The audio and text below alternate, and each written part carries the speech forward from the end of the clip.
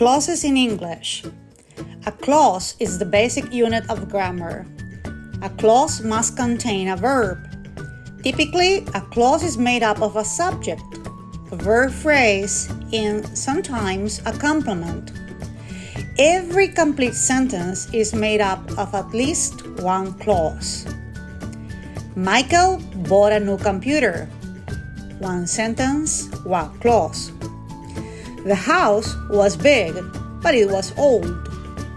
One sentence, two clauses. Types of clauses. There are two types of clauses in English: the main or independent clause and the subordinate or dependent clause. What is a main clause? An independent clause or main clause makes sense by itself. It expresses a complete thought. It has only one subject and one verb. Tom runs in the park with his dog. Liz is making some pies. What is a subordinate clause?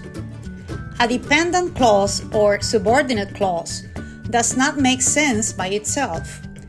It does not express a complete thought. Because Ronnie ate too much. After Anna graduated from the university.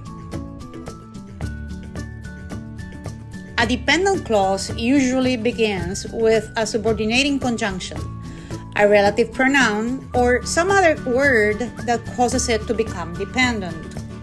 A dependent clause will make sense only when attached to an independent clause. Ronnie has a stomachache because he ate too much. After Anna graduated from the university, she became a school teacher. Most dependent clauses begin with a subordinating conjunction, which is a word or phrase that indicates that a clause has informative value to add to the sentence's main idea, signaling a cause and effect relationship or a shift in time and place between the two clauses. It is important to remember that subordinating conjunctions that introduce dependent clauses usually are followed by a subject and a predicate.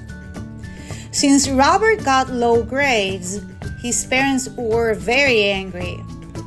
The reporter interviewed Henry when the meeting ended. In the following cases, there is no subject and predicate after the subordinating conjunction, so there is no dependent clause. The reporter interviewed Henry after the meeting. The band rehearsed for several days before the concert.